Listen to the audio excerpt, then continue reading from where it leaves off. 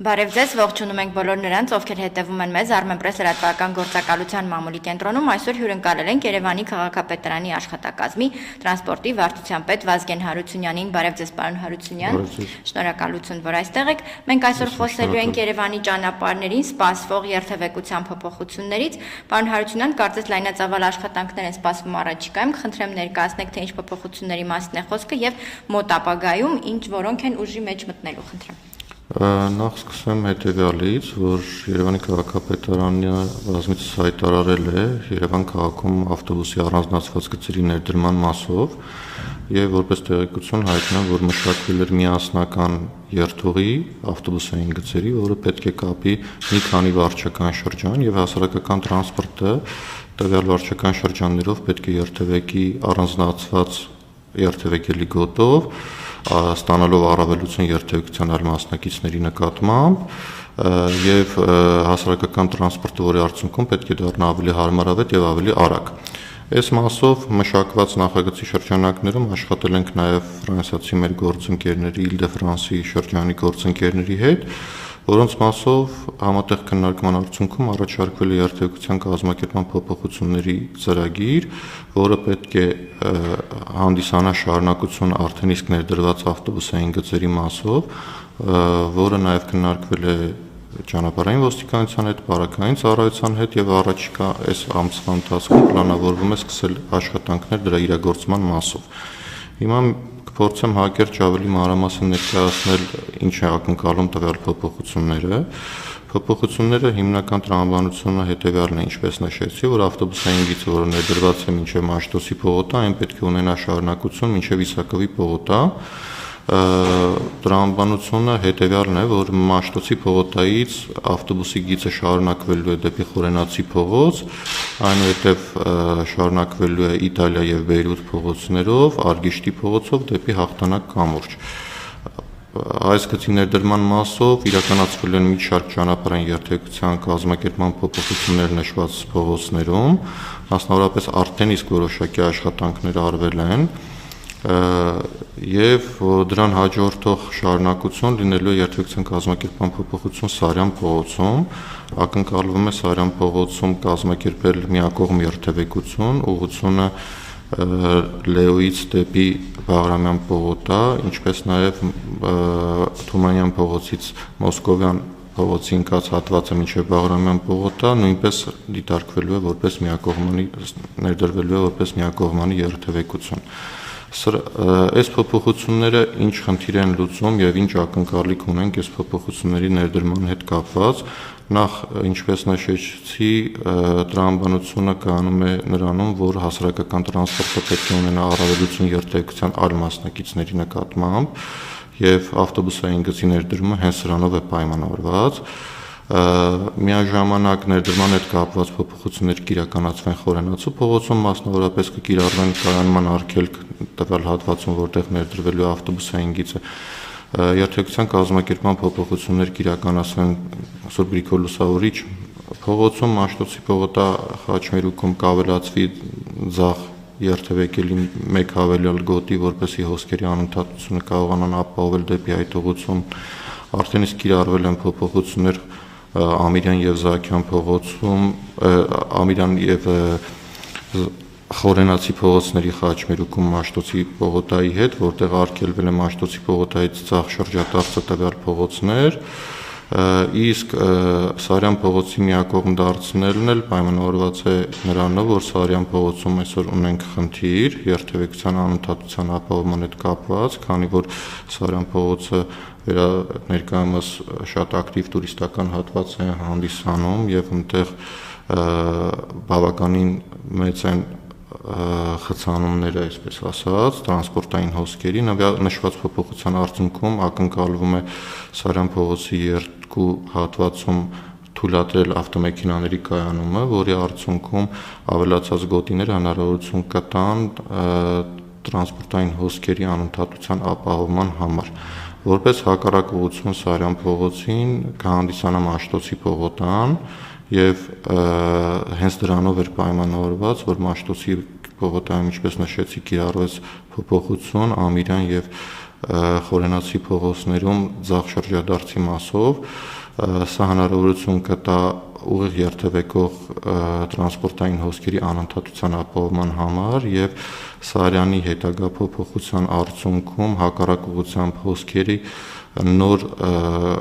քանակը ապահովելու մասով։ Այսինքն մտավախություն չունենք, որ Սարյանը միակողմանի ենք դարձնում, այդ ծանրաբեռնվածությունը գալու է դեպի Մաշտոցի պողոտա, այդ հատվածում խնդիրներ կունենանք։ Ինչպես նշեցիք, այդ անընդհատությունը հնարավոր կլինի ապահովել։ Դե հենց է դրանով պայմանավորված նշված փոփոխությունները կատարել ենք Մաշտոցի պողոտայում, որպեսզի ուղիղ երթևեկություն անընդհատությունը ապահովվի։ Միաժամանակ հայտարարություն արդեն իսկ տարածվեց 1-2 փոփոխությունների մասին, մասնավորապես կայանման արգելքների մասին Մաշտոցի պողոտայի Փակ շուկայի հատվածում, Ամիրյան փողոցում դեպի Մաշտոցի Սարյանից դեպի Մաշտոցի պողոտա վերջի հատվածում կայանման արգելք կիրառելու մասին, սրանք այս փոփոխությունները հենց պայմանավորված են նրանով, որ անընդհատությունը Մաշտոցի պողոտայի ապահովվի եւ նոր ակնկալվող հոսքերը խոչընդոտ չառաջացնեն Մաշտոցի պողոտայի երթևեկությանը։ Իսկ այդ հատվածներում ովքեր որ աշխատում են կամ բնակվում են, իրենց մեքենաները, չգիտեմ, տեղաշարժելու առումով հարմարավետության տեսանկյունից ինչ խնդիրներ կարող են լինել։ Տեսեք, նշված հատվածները, որը նշեցի կայանման արգելքները, դրանք ամբողջ փողոցներին չեն վերաբերվում, խոսքը Մաշտոցի որոշ հատվածի եւ Ամիրյան փողոցի, նրանք փոքր հատվածներ են, որոնք խոչընդոտ են հանդիսանում խաչմերուկի մուտք գործելու համար,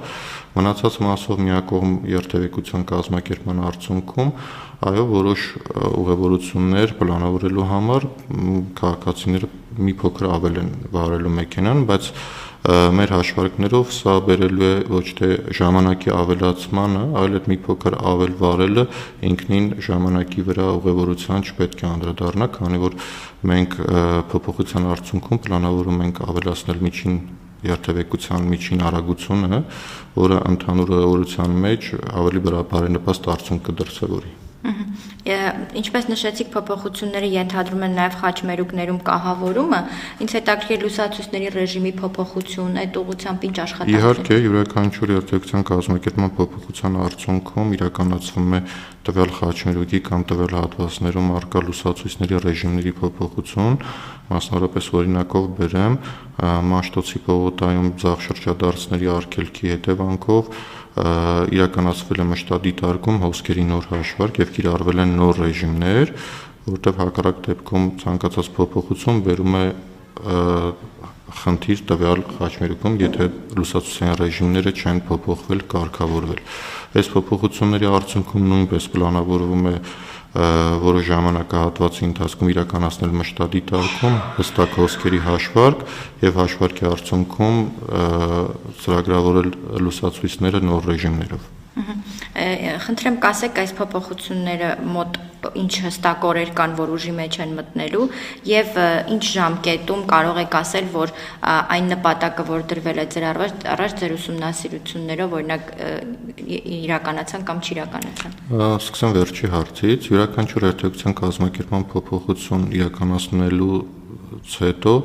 ռեալ արդյունքը հնարավոր է լինում գնահատել 1.5 ամիս հետո, քանի որ բոլորս հասկանում ենք, տարիներ շարունակ վարորդները երթևեկելով տվյալ փողոցում ունեն ինստիտուցիոնալ հիշողություն եւ պլանավորում են իրենց ուղևորությունը կիրառելով այդ հիշողությունը եւ փոփոխության արդյունքում դեռ որոշ ժամանակ վարորդները շարունակում են կիրառել նախկինում գործող պրակտիկան եւ պետք է որոշակի ժամանակահատված, որովհետեւ վարորդները իրենց վարելու ոճը փոխեն ըստ նոր սահմանված կարգի եւ անկեղծ ասեմ մեր մշտադիտարկումները ցույց են տալիս, որ այդ փոփոխությունների արդյունքները տեսանելի են լինում առնվազն 1 ամիս հետո, հետևաբար կանխատեսել, որ փոփոխությունների հաջորդ օրը դրական կամ ինչ որ տեսանելի արդյունք է լինելու, դա այդպես չէ, որովհետեւ վարորդների մի մասը դեռ շարունակելու են նույն կերպ վարել, մինչեւ իրազեկվեն, հասկանան եւ տեսնեն փոփոխությունները սահմանված։ Առաջի հարցը մի հատ ժամկետներ, եթե ժամկետների հետ կապված, տեսեք, ակնկալվում են աշխատանքները սկսել այս ամիս, հունիս ամսվա ընթացքում,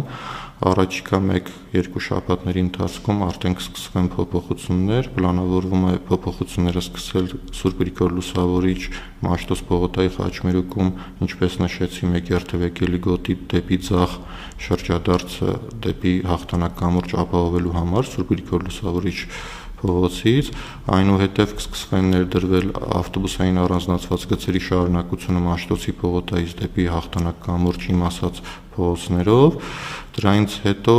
կիրականացվեն իհարկե մի շարք երթևեկության կազմակերպման փոփոխություններ, լուսացույցների ռեժիմների փոփոխություններ, գծանշումներ միանշանակ եւ դրանից հետո անդրադարձ կկատարվի հերթականությամբ Սարյան փողոցի երթևեկության կազմակերպման փոփոխության մասով։ Այսինքն այս ամառվա ընթացքում կարող ենք ասել, որ ինչ նշեցիք, խոսեցիք։ Միանշանակ առաջիկա 1 ամսվա ընթացքում հունիս ամսվանից սկսած պլանավորվում է այս աշխատանքները իրագործել եւ ավարտին հասցնել։ Հաշվի առնելով, որ ամռանը հանգստի սեզոն է եւ արդեն իսկ դրանով պայմանավորված երթևեկությունը որոշակի առումով պասիվ է լինում, կարող ենք ասել, որ այս փոփոխությունները իրենց փորձությանը կենթարկվեն սեպտեմբերին, այսինքն սեպտեմբերին գործնականում կտեսնենք որքանով թեթևացավ կամ որքանով ոչ։ Իրականում դուք ճիշտ նշեցիք, փոփոխությունը ամառվա ընթացքում ընտրության հարցը ինքնին պատահական չէ եւ ցածր կամ ինչպես նշեցիք, թեթև երթևեկության պարագայում ավելի ճիշտ է նշված փոփոխությունների կիրառությունը, որը նաև հնարավորություն կընձեռնի ժամանակ տրամադրել ընդհանուր կարգին կամ նոր փոփոխությունները հասկանալու եւ կիրառելու համար վարորդների տեսանկյունից եւ ինքը մեր կանխատեսումներով ամառվա սեզոնին նշված փոփոխությունների կիրառումը ոչ մի մեծ բացասական ազդեցություն սկզբնական շրջանում չի առաջացնի ընդհանուր քաղաքի երթևեկության վրա։ Դուք նշեցիք, որ ավտոբուսների առանձնացված գոտիները պետք է ավելացնեք եւ տրանսպորտը պետք է ունենա առավելություն ըստ էության երթևեկության ընթացքում։ Ինձ հետաքրքիր է այն հատվածներում, որտեղ որ արդեն իսկ ավտոբուսների առանձնացված գոտիներ կա։ Ձեր վերլուծությունները ինչ են ցույց տալիս, որքանով է արդյունքը տեսանելի եւ ինչ խնդիրներ եք արձանագրել։ Ամեն դեպքում վարորդները հարգում են այդ որոշումները, ավտոբուսների գծերով չեն երթևեկում, կայանում են, չեն կայանում, ինչ խնդիրների եք բախվել։ Իրականում յուրաքանչյուր փոփոխության արդյունքում լինում են խնդիրներ, բայց կարող եմ միանշանակ նշել, որ ավտոբուսային գծերի ներդրումը ինքնին դրական ազդեցություն հասարակական տրանսպորտի աշխատանքի վրա իրականում տեսանելի արդյունք կա։ Կարող եմ մեկ օրինակ բերել անգամ, որը ցանկացած քաղաքացի կարող է համոզվել դրանում, մասնավորապես նշեմ ավտոբուսային առանձնացված գծի մի հատված, վերջերս մենք իրականացրեցինք փոփոխություն Մոսկովյան փողոցում, մասնավորապես Նալբանդյան եւ Աբովյան փողոցների հատվածում Մոսկովյան փողոցում ներդրվեց ավտոբուսի առանձնացված գիծ, որը ապահովեց հակադարձ ուղղություն դեպի Խանջան փողոցից Աբովյան փողոց հատվածում եւ այդ փոփոխման արդյունքում հասարակական տրանսպորտի ամբողջ երթուղիները դրանից հետո չեն մուտք գործում Նալբանդյան Իսահակյան փողոց, այլ հակադարձ ուղղությամբ Մոսկովյան փողոցով գալիս են դեպի Աբովյան փողոց եւ շարունակում են երթևեկությունը։ Հստակ կարելի է արձանագրել, որ այս ներդրման արդյունքում ավտոբուսի տվյալ երթուղին սպասարկող ավտոբուսները առնվազն մի քանի րոպե ժամանակ շահում են կներեք նշված նախկին փողոց մուտք չգործելու արդյունքում։ Այս երթևեկության փոփոխությունները կենտրոնում հատկապես որ նշեցիք, որքանով կնպաստեն, որ այսպես ավտոբուսների չվացուցակները կամ երթևեկության այդ ժամանակացույցի վրա ինչ որ առումով դրական ազդեցություն թողնի, որովհետև գիտենք, որ շատ են դժգոհությունները, որ ավտոբուսները ուշ են գալիս, ժամանակին չեն գալի, տևական ժամանակ սպասում են։ Իհարկե դա նաև կախված է ավտոբուսների թվաքանակի հետ, հասկանալի է, բայց ընդհանուր առմամբ այս երթևեկության կարգավորումները որքանով կօգնեն։ Տեսեք, ես հարցին կպատասխանեմ հետևյալ կերպ, փորձեմ օրինակներով բերել, որպեսզի ավելի պատկերավոր լինի։ Յուրաքանչյուր ավտոբուսի երթուղի նախագծելու համար իրականացվում են երթուղու ուսումնասիրություն եւ վերլուծություններ, որի արդյունքում հաշվարկվում է ինչ թվականակի շարժակազմ է պետք տվյալ երթուղին սպասարկելու եւ երթուղում կանխատեսվող ուղևորահոսքը պատշաճ սպասարկելու համար։ Սրա մասով հստակ է, սա մաթեմատիկական փոքր խնդիր է իրանից ենթադրում, նախատեսվում է պլանավորվող երթուղին, ուսումնասիրությունը իրականացվում, ֆիքսվում է տվյալ երթուղու երկարությունը, իրականացվում է վերլուծություն, սահմանվում է միջին արագությունը տվյալ երթուղում երթևեկելու համար եւ մաթեմատիկական բանաձևի արդյունքում հնարավոր է լինում հաշվարկել պահանջվող շարժակազմի քանակը, հաշվի առնելով ուղևորահոսքը եւ ավտոբուսների բեռնվածության մակարդակը սահմանված թույլատրելի պահպանելու պարագայում եւ ստանում ենք թվականակ։ Հիմա բոլոր երթուղիները ներկայումս Երևան քաղաքում գործող այս տրամաբանությամբ հաշվարկված եւ պահանջվող շարժակազմը սահմանված եւ տրամադրված, ասեմ ավելին, առնվազն մոտավոր 20%-ի չափով պայստային ավտոբուսներ են տրամադրված, բայց հաշվի առնելով Երևան քաղաքի այսօրվա երթևեկությունը, խցանումները, փողոցների երթևեկության արագության փոփոխությունը պիկ ժամերին, բերում են նրան, որ վարորդների կողմից հնարավորություն չի լինում նշված սահմանված չվացուցակը պահպանելը, ինչպես նաև մեր երթևեկության արագության փոփոխության արդյունքում պիկ ժամերին խցանումներով պայմանավորված պահանջվող շարժակազմի ինտերվալների փոփոխության արդյունքում ավտոբուսները շարունական երթևեկել ավելի բեռնված։ Եվ դա բերում է արդարացի դժգոհություն։ Եվ այս խնդրի միակ կարգավորման հնարավորությունը ավտոբուսային առանձնացված գծերի ներդրումն է, որի պարագայում հասարակական տրանսպորտը կառանձնացվի ընդհանուր երթևեկությունից, կունենա առավելություն այլ մասնակիցների նկատմամբ եւ առանձնացված գծերով երթևեկելու արդյունքում կավելանա միջին արագությունը, որը ընդհանուր երթևեկությունից կտարբերվի,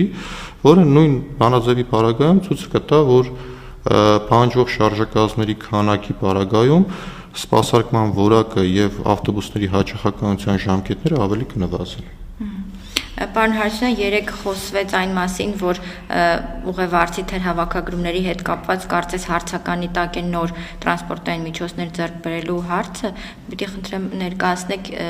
որքանով է խնդիրը լուրջ եւ արդյոք այդ տրոլեյբուսները, որոնք նախատեսված են եղել ժամկետի մեջ չենք կարողանում տեղավորվել հենց թերհավաքագրումներով պայմանավորված։ Ես այդ մասով շատ չեմ մեկնաբանի, որովհետեւ վարչությունը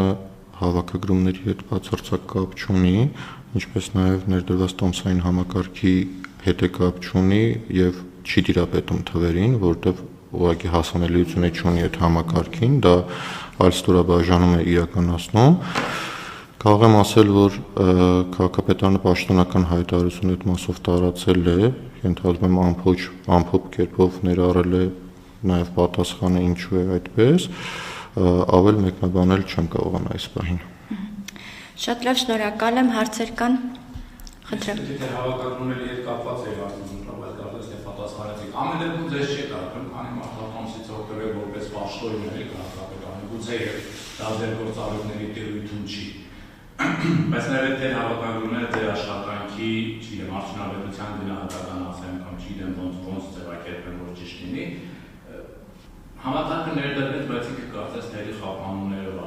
չի անցնում ինչ-որ խնդիրներ են առաջանում, էլի բյուջետ կամ տրանսպորտում այսօր էլի ականատեսել։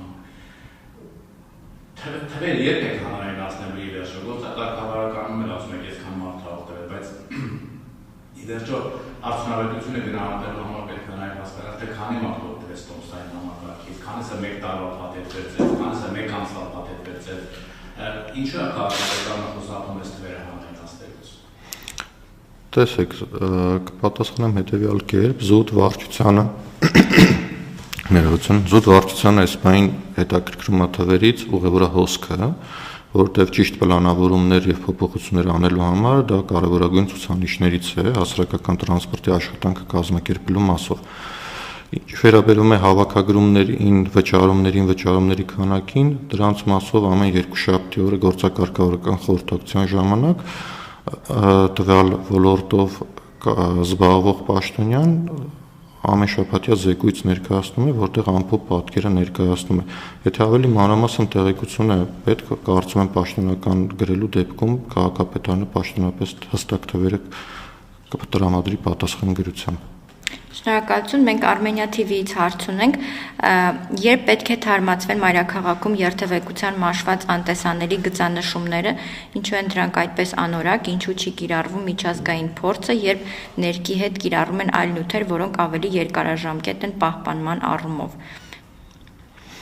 Այս մասով նախ կասեմ, որ 2024 թվականից սկսած Երևանի քաղաքապետարանը մի շարք փողոցներում մեծ ծավալով սկսեց կիրառել նոր տեսակի գծանշում, որը իրենից ենթադրում է սառը եւ թերմոպլաստիկ տիպի գծանշմամբ։ Մի շարք փողոցներ Երևան քաղաքում անցյալ տարի իրականացվել են նշված գծանշմամբ, որը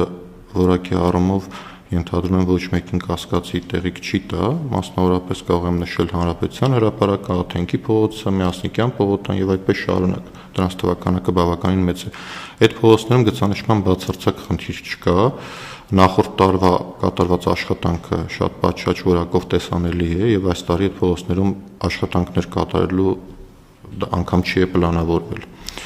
Այս տարի սկսվել է իրականացնել սովորական էմալային ներկանյութով գծանշում։ Աշխատանքները շարունակվում են, այնտեղ մենք հայտարարեցինք, որ որոշակի խնդիր ունեցանք մրցույթի հետ կապված, որը մեզ որոշ չափով ուշացում բերեց 1-2 ամսվա, մասնավորապես հայտարարված մրցույթում հաղթող ճանաչված կազմակերպությունը չկարողացավ պատշաճ որակի գծանշում արվել եւ այդ մասով պայմանագիրը խզվեց եւ համապատասխան միջոցներ կիրառվեց պայմանագրով սահմանված։ Դրանից հետո հայտարարվեց նոր մրցույթ, արդեն ունենք հաղթող, արդեն պայմանագիրը կնքվել է, կարծեմ, եւ աշխատանքները մեկնարկում են։ Աշխատանքները ամբողջությամբ Երևան քաղաքի թարմացված եւ ավարտված կլինեն օգոստոս ամսին։ Յուրաքանչյուր օրս ժամանակացույցով արդեն իսկ 3 տրամադրել են պլանավորված ժամանակացույցը, որ փողոցները որ օրերն են արվելու, եւ վերջնականը ավարտված կլինի օգոստոս ամսին։ Էմալային տիպի գծանշումների համար անգամ կառավարության որոշումով սահմանված է պիտանելի պատշաճ որակ 3 ամիս, այսինքն մենք նախորդ տարիներում տարին 2 անգամ էմալային տիպի գծանշում ենք իրականացնում, որպեսզի քաղաքը պահպանվեր պատշաճ որակի, եւ այս տարի նույնպես 2 անգամ նշված փողոցները, որտեղ կիրառվում են նման տիպի գծանշում, թարմացումներ կիրականացվեն։ Իհարկե շարունակելու ենք իրականացնել նոր որակյալ ոչ էմալային, այլ սառը եւ թերմոպլաստիկ տիպի գծանշում, ուղղակի այս գծանշումները կիրառում ենք բացառապես այն փողոցներում, որտեղ անցնում են միջին նորոգում եւ որտեղ վստահ ենք, որ առաջիկա տարիների առնվազն մի քանի տարվա ընթացքում ասֆալտի վերանորոգման կամ փոխարինման աշխատանքներ չեն կատարվելու։ Սա էլ պայմանավորված է նրանով, որ այս որակյալ տիպի թերմո եւ սառը տիպի գծանշումները ինքը էմալային տիպի ներկանյութով գծանշումներից գումարային առումով տարբերվում են 10 անգամ եւ ծախսը որպեսզի արդարացված լինի, դրա համար կիրառվում են միջին նորոգում անցած փողոցներում։ Այս տարի միջին նորոգում անցած փողոցներում նույնպես կկիրառվեն նման տիպի գծանշումներ։ Շատ լավ, խնդրում են նշել, եթե կարելի է, թե որ ընկերությունն է իրականացնելու գծանշման աշխատանքները անունը եւ տարվա կտրվածքով որքան գումար է նախատեսված գծանշման աշխատանքների համար։ Այս բային թվերը կդժվարանամ հստակ բարձրաձայնել, ինչպես նաեւ կազմակերպության անուններ չեմ կարող մտաբերել։ Կարծում եմ կարող են պաշտոնապես, եթե հարցում գրեն, պատասխանենք սահմանները, որտեղ այդ փաստաթղթերը այդ մրցույթը իրականացված, ինչպես նաև կնքված պայմանագրի ծանոթություն բան ամբողջ հրապարակային է, յուրաքանչյուր հետաքրքրվող քաղաքացի կարող է ծանոթանալ գնումները այն կայքով, քանի որ այդ մրցույթային ընթացակարգը, գնահատող հանձնաժողովի արձանագրությունները, հաղթողի մասին որոշումը եւ պայմանագրի ծանոթությունը ամբողջ հրապարակված է գնումները այն կայքում եւ անկախ հարցումից իրանք կարող են առանց հարցման նշված կայքից ներբեռնել եւ ծանոթանալ բոլոր փաստաթղթերին։ Շատ լավ, հաջորդ հարցը փոխալցման աշխատանքներին է վերաբերում, հատկապես երկրորդային փողոցներում նկատվում է, որ գրեթե չի արվում աշխատանք։ Այդ մասով ինչ կարող եք ասել։ Այդ մասով շատ բան չեմ կարող ասել, որովհետեւ վարչությունը չի իրականացնում, դա վարչությունը նման տեղեկություն այս բանին առկա չէ, որովհետեւ մենք չենք իրականացնում։ Շատ լավ, շնորհակալ եմ, մեր հարցերը սպառվեցին, դուք հավելելու բան ունեք։ Կարծում եմ ոչ։ Շնորհակալություն, ավարտենք։